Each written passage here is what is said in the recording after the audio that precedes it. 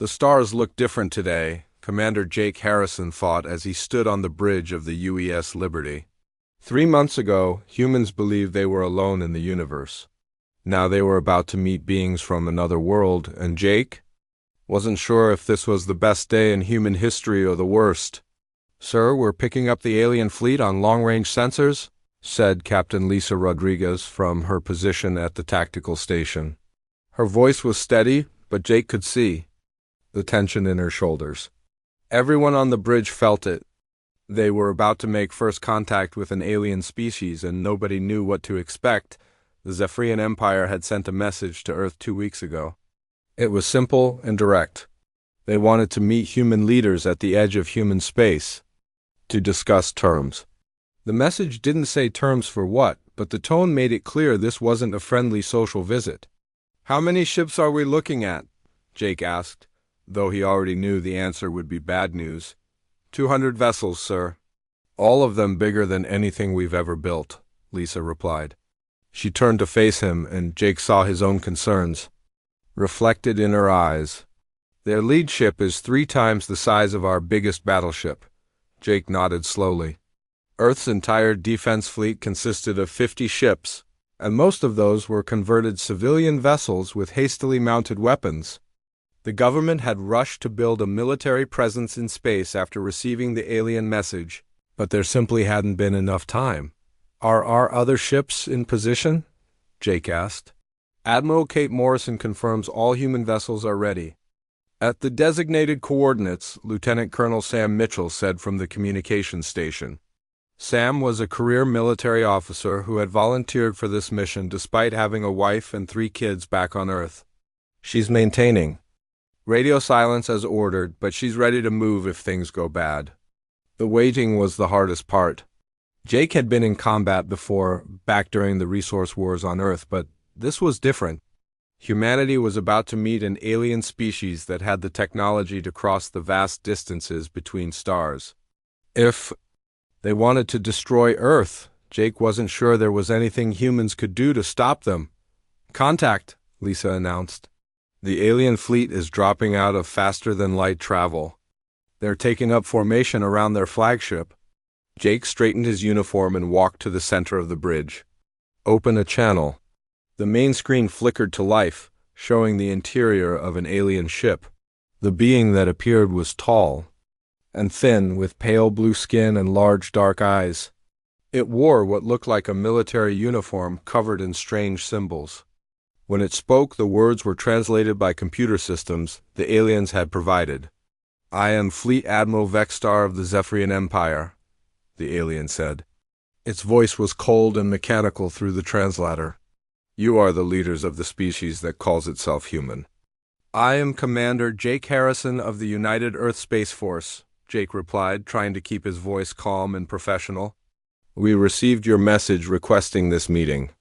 Vexstar's expression didn't change. "This is not a request. This is an opportunity for your species to avoid unnecessary suffering. The Zephyrian Empire has brought order to 400 worlds across this galaxy. We offer you the same opportunity." Jake felt a chill run down his spine. "What kind of opportunity?" "Surrender your weapons and submit to Imperial authority. Your species will be relocated to designated worlds where you can live under proper supervision. Those who resist will be eliminated." The Bridge of the Liberty fell silent. Jake looked around at his crew. Every face showed the same expression of shock and anger. Lisa's hand had moved instinctively to her weapon. Sam was already pulling up communication channels to alert Earth's government. "I'm afraid that's not acceptable," Jake said, surprised by how steady his own voice sounded. "Humanity governs itself. We don't bow to anyone." For the first time, Vexstar showed emotion. The alien's large eyes widened slightly, as if Jake had said something impossible. "Your species refuses Imperial protection." "This is unusual." "Call it whatever you want," Jake replied. "The answer is no." Vexstar was quiet for a long moment. "In 400 conquests, only 3 species have initially refused our offer. All 3 were eliminated within 1 planetary rotation. Your weapons are primitive. Your ships are inferior. Your military organization is chaotic. Why do you choose extinction? Jake thought about Earth, about the cities full of people who had never seen war, about children playing in parks who didn't know aliens existed, about the men and women serving on ships throughout the solar system who had volunteered to defend their homeworld, because it's our choice to make, Jake said. Not yours. The alien fleet began moving into attack formation even before Vexstar cut the communication link. Jake watched 200 advanced warships position themselves for battle against Earth's tiny defense force. The odds were impossible, but Jake had learned something important during the conversation. The Zephyrians expected humans to be afraid. They expected surrender. They had never encountered a species that would fight back against impossible odds. All stations, prepare for combat, Jake ordered. Send a message to Admiral Morrison. Tell her the talking is over. As the first alien weapons began to charge, Jake Harrison smiled grimly. The Zephyrians were about to learn their first lesson about humanity. Sometimes being afraid isn't enough to make people give up. The first shots came from the Zephyrian fleet like beams of pure light cutting through space. Captain Tony Blake watched from the bridge of the UES Defiant as 3 human ships exploded in brilliant flashes. The aliens had weapons that could destroy a human vessel with a single hit, while human weapons barely scratched their advanced shields. Return fire, Tony ordered, knowing it was probably useless. The Defiant's missiles streaked toward the nearest alien ship, only to be stopped by energy barriers that shimmered like soap bubbles. The Zephyrians had technology that made human weapons look like stones thrown at a tank from Luna Base. Admiral Kate Morrison watched the battle unfold on dozens of screens. Each display showed the same story. Human ships were dying fast while the alien fleet advanced with mechanical precision. The Zephyrians moved in perfect formation, their weapons firing in coordinated volleys that eliminated human vessels one by one. "Ma'am, we're losing ships faster than projected," reported Lieutenant Amy Chun from the tactical station. "At this rate, our entire fleet will be destroyed in 20 minutes. Kate Morrison had been a military officer for 30 years. She had fought in wars on Earth and helped design humanity's first space-based weapons. But she had never faced an enemy with such overwhelming technological advantage. The smart thing to do would be to surrender and hope the aliens kept their word about relocating humans to other worlds, but Kate Morrison had also studied human history. She knew that surrender rarely led to mercy. More importantly, she knew that humans had a talent for winning fights they should lose. "All ships change to random attack patterns," Kate ordered. "Abandon formation flying. Every captain is free to engage targets of opportunity." The Zephyrians had expected this to be easy. Fleet Admiral Vexstar watched from his flagship as human ships scattered like frightened animals. This was normal behavior for a primitive species facing superior technology. Soon the humans would realize resistance was futile and send a surrender message. Then something unexpected happened. The human ship designated as Target 47 suddenly accelerated directly toward a Zephyrian cruiser. Instead of firing weapons, the human vessel rammed into the alien ship at maximum speed. Both ships exploded in a massive fireball that lit up the darkness of space. "Report," Vexstar demanded, his calm voice showing the first hint of confusion. "The human vessel deliberately collided with our cruiser," his tactical officer replied. "Both ships were destroyed. We have never observed this behavior in previous conquests." Before Vexstar could respond, another human ship performed the same maneuver. Captain Tony Blake had watched the first ramming attack and realized what the human pilot was trying to do. If human weapons couldn't penetrate alien shields, then humans would become the weapons. "All power to engines," Tony ordered. "Target that battleship directly ahead." "Sir, that's a suicide run," his first officer warned. "Then we better make it count," Tony replied. The Defiant accelerated toward the alien battleship, its engines pushed beyond safe limits. Tony's crew didn't argue or abandon their stations. They knew this was their only chance to hurt the enemy. The Zephyrian battleship tried to destroy the approaching human vessel, but the Defiant was moving too fast and too erratically. Tony's ship slammed into the alien vessel's hull, the impact destroying both ships and damaging two nearby Zephyrian cruisers. Admiral Morrison watched the sacrifice of her ships with a mixture of pride and horror. Human vessels were dying, but they were taking alien ships with them. More importantly, the Zephyrian formation was beginning to break apart as their captains tried to avoid the suicidal human attackers. All ships, continue ramming attacks, Kate ordered. If we're going to die, we're taking as many of them as possible. The battle changed completely. Zephyrian ships found themselves facing an enemy that used death itself as a weapon. Human pilots aimed their damaged vessels at alien targets, turning every dying ship into a massive missile. The aliens had superior technology, but they had never faced an enemy that embraced destruction so completely. Pilot Amy Chun led a squadron of fighters in a coordinated attack against a Zephyrian flagship. When her weapons ran out of ammunition, she didn't retreat to rearm. Instead, she led her pilots in a series of ramming attacks that crippled the alien vessel's engines. "This is impossible," Vexstar said, watching his carefully organized fleet scatter to avoid the human suicide attacks. "No civilized species fights like this." Lieutenant Colonel Sam Mitchell coordinated the human defense from his position aboard the Liberty. He had studied military history and knew that desperate enemies often found ways to overcome superior forces.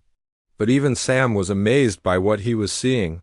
Human crews were modifying their own ships in the middle of battle, turning life support systems into explosive devices and using emergency equipment as improvised weapons. "Commander, Ben Taylor's engineering team aboard the cruiser?" Phoenix worked frantically to convert their ship's reactor into a massive bomb. When Zephyrian boarders tried to take control of the vessel, Ben's team triggered the explosion, destroying their own ship and 3 alien vessels in the process. The Zephyrians began to understand that they were facing something they had never encountered before. These humans didn't fight to win. They fought to make their enemies pay the highest possible price for victory. Every human ship that died took alien vessels with it, and the survivors became more dangerous rather than less. As the battle continued, Admiral Morrison realized that humanity might actually survive this encounter. Not because they were winning, but because they were making the cost of victory too high for the aliens to accept. The news of the human resistance spread through the Zephyrian Empire like wildfire. Supreme Admiral Kethmer stood in the central command chamber of the Imperial capital, watching reports flood in from the battle at the edge of human space. The numbers made no sense to him. "Confirm these casualty reports," Kethmer ordered his aide, a young officer whose blue skin had turned pale with shock. "Verified, Supreme Admiral. Fleet Admiral Vexstar lost 47 ships in the first engagement. The human fleet was completely destroyed, but they eliminated nearly a quarter of our force."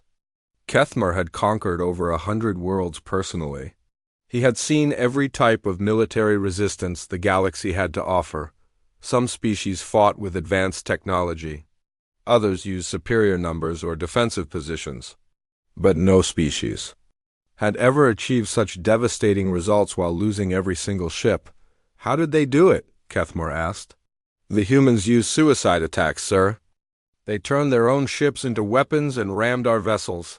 Our commanders had never encountered such tactics." The Supreme Admiral studied the tactical reports with growing concern. The Zephyrian Empire had built its power on predictable military doctrine. They overwhelmed enemies with superior firepower and technology, forcing quick surrenders that minimized casualties on both sides. But the humans had changed the rules of engagement completely. "Send 1,000 ships to finish this," Kethmer ordered. "If the humans want to fight, we will show them what real warfare looks like." On Earth, the news of the first battle had a different effect.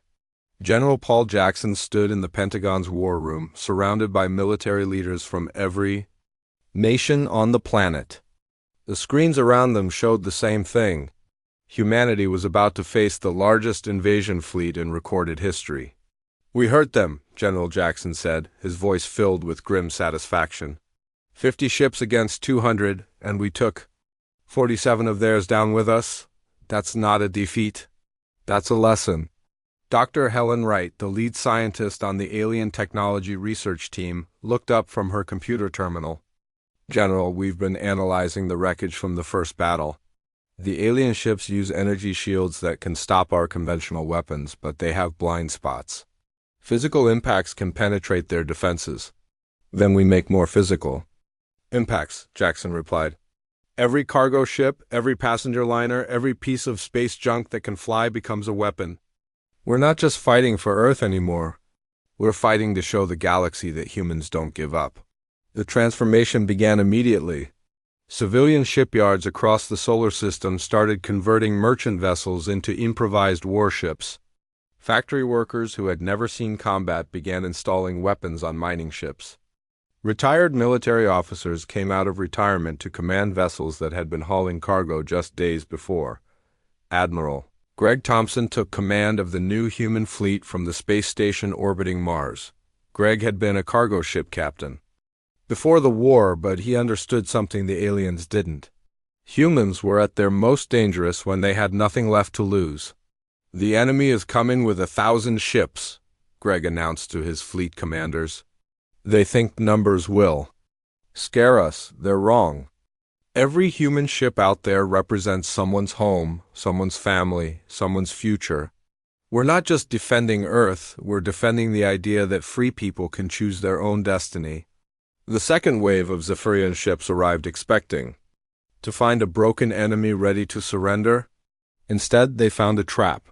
The humans had learned from the first battle and positioned their forces throughout the solar system. Every asteroid, every moon, every orbital station had been turned into a weapons platform.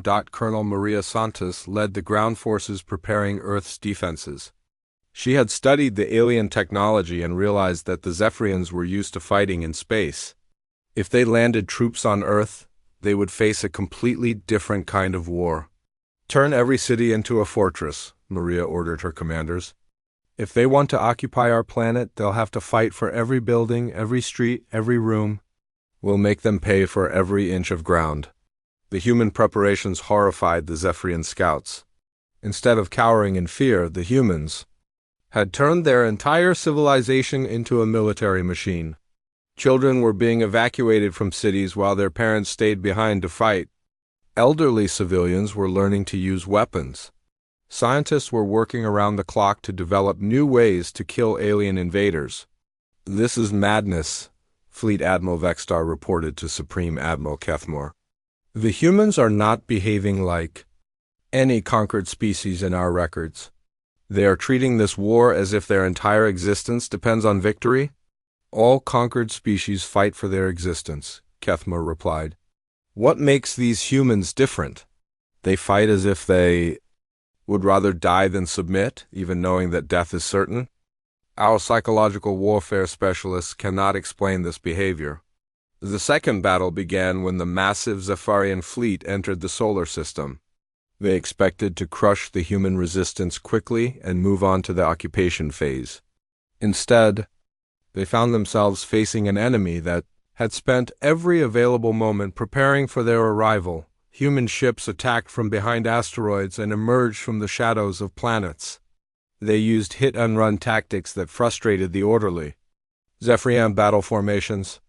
When alien forces tried to establish control over strategic positions, they found that humans had booby-trapped everything. The Zephyrians had superior technology, but the humans had something else. They had turned their entire star system into a weapon. Every piece of space debris had been positioned to cause maximum damage.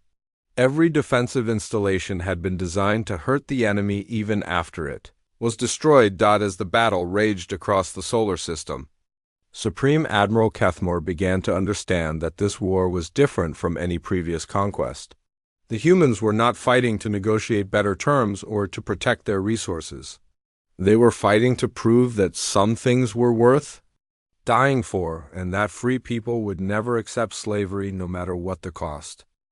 The war had been going on for 3 months when Captain Steve Johnson made a decision that would change everything.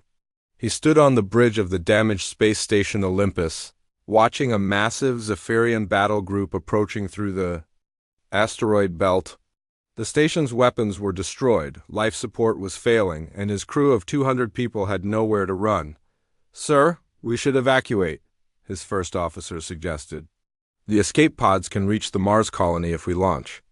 Now, Steve looked at the tactical display showing the enemy fleet. 27 Zephyrian ships were moving in perfect formation toward the inner solar system. If they reached Earth's orbit, they would be able to support the ground invasion that was already underway. Steve had spent his entire career protecting human colonies, and he wasn't about to stop now. "Negative," Steve replied. "Plot a collision course with their flagship. We're going to ram the entire station into their command ship." The crew of Olympus stared at their captain in shock. The space station was massive, designed to house thousands of people and serve as a manufacturing center for the outer colonies. Using it as a weapon was something nobody had ever considered before. "Sir, the station masses over 1,000,000 tons, the engineering officer said. "If we can get it moving fast enough, the impact will destroy everything in a 5-kilometer radius." Steve smiled grimly. "Then we better make sure we hit them right in the middle of their formation." The plan was insane, but it was also perfectly human. While the Zephyrians followed predictable military doctrine, humans had learned to use everything as a weapon. Steve's crew began the process of converting their home into the largest missile ever created. Dr. Rachel Kim worked frantically in her laboratory on Earth, surrounded by captured alien equipment and biological samples. The Zephyrians had made a critical mistake when they began landing ground forces on human worlds. They had given humanity access to their technology and their biology. "I've found their weakness," Rachel announced to the military commanders watching her presentation. "The Zephyrians have enhanced immune systems that protect them from most diseases, but they've never been exposed to Earth bacteria. I can create a biological weapon that will target their respiratory systems." General Paul Jackson nodded approvingly. "How long do you need?" "Give me 2 weeks and unlimited resources. I'll give you something that will make them wish they'd never heard of humanity." The biological warfare program was controversial, but the humans were fighting for their survival. Every weapon, every tactic, every advantage was being used without hesitation. The Zephyrians had started this war expecting easy victory, but they were learning that humans played by different rules. Commander Alex Turner led a team of civilian volunteers who had turned guerrilla warfare into an art form. When Zephyrian forces occupied human cities, they found that the population had become invisible. Humans attacked from sewers, from abandoned buildings, from places the aliens never thought to look. "The key is to never let them feel safe," Alex explained to his team. "Every time they think they've secured an area, we hit them again. Every time they try to establish a base, we blow it up. We make them understand that occupying human territory costs more than they're willing to pay." The alien occupation forces were discovering that humans were the most dangerous when they had nothing left to lose. Entire families would detonate explosives rather than be captured. Children would lead alien patrols into carefully prepared ambushes. Elderly civilians would sacrifice themselves to damage enemy equipment, Lieutenant Commander John Foster analyzed the war from his position at Strategic Command. John had been a military historian before the invasion, and he understood that this conflict was unlike anything in recorded history. The Zephyrians were learning that humans excelled at asymmetric warfare. "They're used to fighting other civilized species," John reported to his superiors. "Their enemies follow logical military doctrine. They surrender when defeat becomes inevitable. They negotiate when casualties become too high. But humans don't think like that." The evidence was everywhere. Human forces were using asteroids as kinetic weapons, turning disabled ships into floating mines and coordinating attacks across multiple star systems simultaneously. Every human defeat became a learning experience that made the next battle more costly for the aliens. The breaking point came when Captain Steve Johnson's plan succeeded beyond everyone's expectations. The Olympus station, accelerated by every thruster and rocket engine the humans could attach to it, slammed into the center of the Zephyrian battle group at tremendous speed. The impact destroyed 15 alien ships and damaged 12 others. More importantly, the psychological effect was devastating. The Zephyrians watched in horror as humans destroyed their own infrastructure to hurt the enemy. The aliens began to understand that they were fighting an enemy that would sacrifice anything for victory. Fleet Admiral Vextar sent increasingly desperate reports to Supreme Admiral Kethmer. The humans are using tactics we cannot counter. They treat their own lives as expendable resources. They convert civilian infrastructure into weapons. They fight not just with their military, but with their entire civilization. What do you recommend? Kethmer asked, though he already knew the answer would be disturbing. Complete extermination. The humans cannot be conquered or controlled. They must be eliminated entirely, or they will continue to resist until we have no ships left to fight them. The war was escalating beyond anything the Zephyrian Empire had ever experienced. They had expected to add another conquered species to their collection, but instead they found themselves locked in a death struggle with an enemy that refused to accept defeat under any circumstances. As the fourth month of the war began, both sides realized that this conflict would only end when one civilization was completely destroyed. The Zephyrians had superior technology, but the humans had something that technology couldn't overcome. They had the absolute determination to fight, until the last person was dead rather than live as slaves. The war reached its turning point when Admiral Kevin Murphy stood before the combined human fleet at the edge of the solar system. 6 months of brutal fighting had reduced both sides to a fraction of their original strength, but humanity had learned something the Zephyrians never expected. They had learned to fight like the aliens. Today we stop defending, Kevin announced to his fleet commanders. Today we take the war to them. Operation Prometheus begins now. The human fleet that prepared to leave the solar system looked nothing like the force that had first met the Zephyrians. These were ships built from captured alien technology, crewed by people who had survived the worst war in human history. They moved with the precision of a military machine, but they still fought with the fury of a species that refused to die.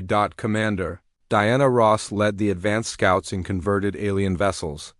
Her team had spent months learning to operate Zephyrian technology, and they had discovered something important. The aliens were not as advanced as they claimed to be. Their empire was built on conquering primitive worlds, not fighting equals. The enemy supply lines are vulnerable, Diana reported to Admiral Murphy. They've never had to defend their territory before. Their home systems have minimal defenses because they've never been attacked. Kevin smiled grimly. The Zephyrians had made the same mistake that many conquerors throughout history had made. They had assumed that their enemies would always be weaker than them.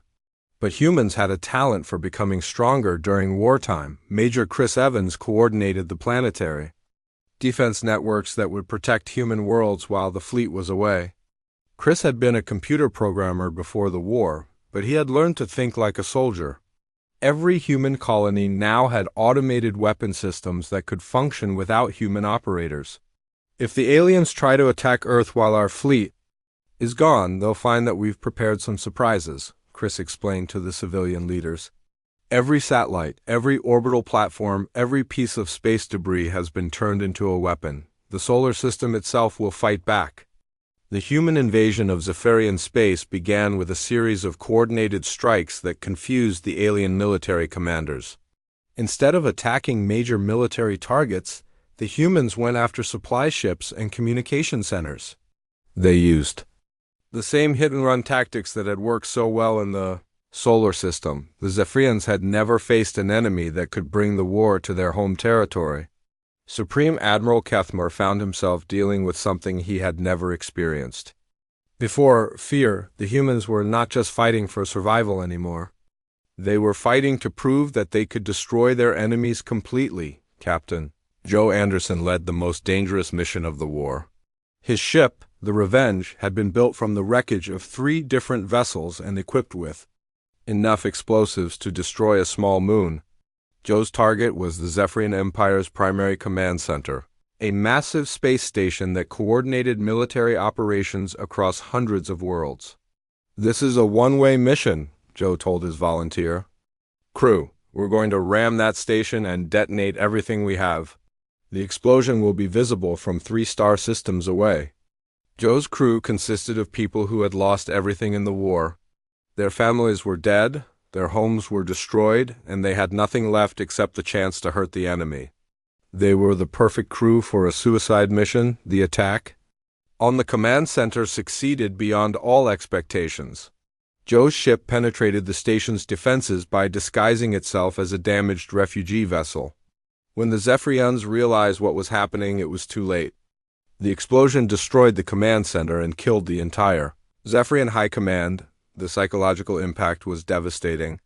The aliens had believed their leaders were untouchable, protected by distance and superior technology.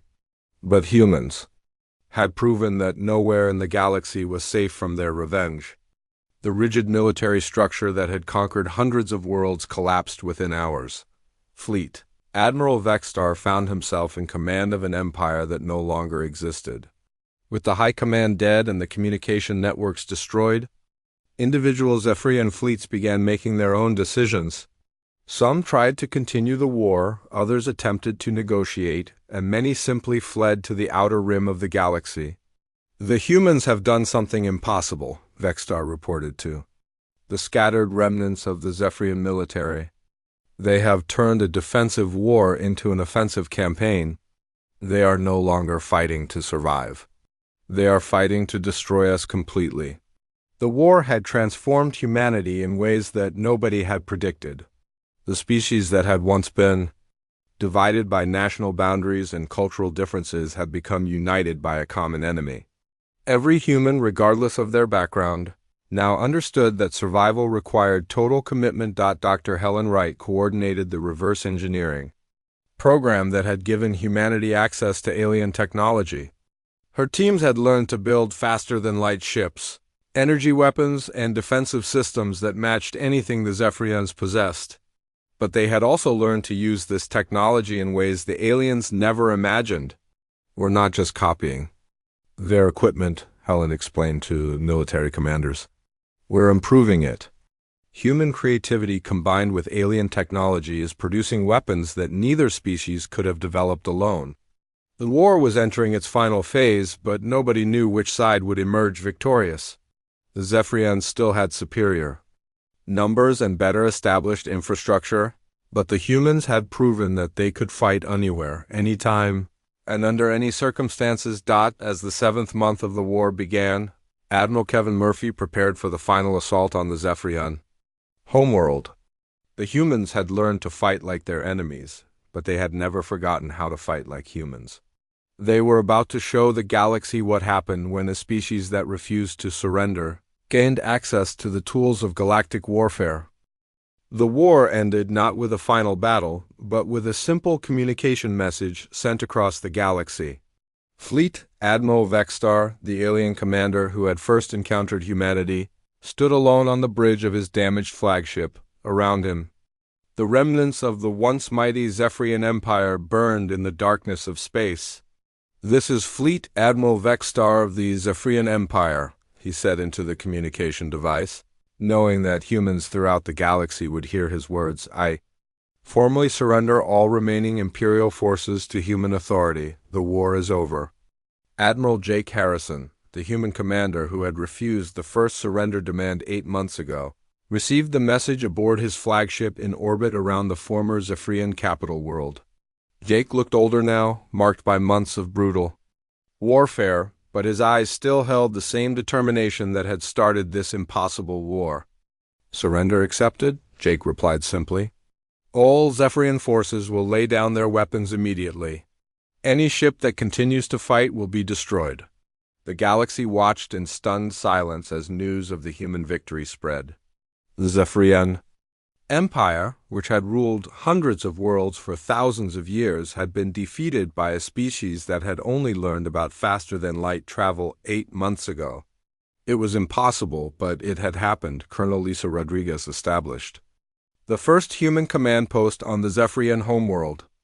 Lisa had been the tactical officer who had watched the first alien ships arrive at the edge of human space. Now she was organizing the occupation of an alien capital that housed billions of beings. The Zephyrians are requesting permission to maintain their civilian government, Lisa reported to Admiral Harrison.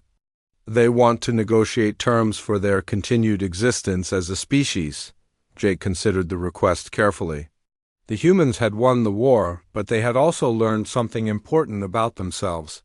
They were capable of incredible destruction when threatened, but they were also capable of mercy when victory was achieved. Grant the request, Jake decided, but make it clear that any future aggression will result in immediate retaliation. The galaxy needs to understand that humans can be generous in victory, but we will never forget this war. The transformation of galactic politics happened faster than anyone had predicted. Other species that had been conquered by the Zephyrians began to rebel, inspired by the human example. The rigid imperial structure that had maintained order for millennia collapsed as subject worlds declared their independence. Dr. Rachel Kim found herself studying alien biology not to create weapons, but to develop medical treatments.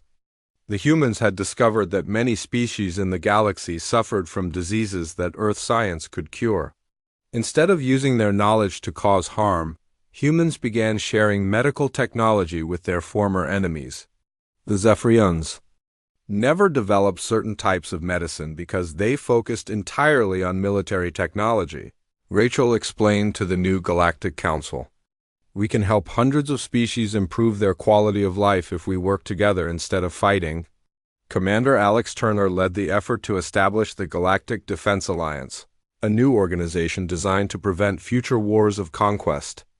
Alex had spent the war fighting guerrilla actions against alien occupiers, but now he was helping to create a system where such wars would be impossible. The old empire worked by keeping species isolated and afraid, Alex told the representatives of dozens of worlds. The new alliance will work by sharing technology and coordinating defense. No single species will ever again be able to threaten the freedom of others. The human approach to victory surprised everyone, including the humans themselves. Instead of establishing their own empire, they created a confederation of equals.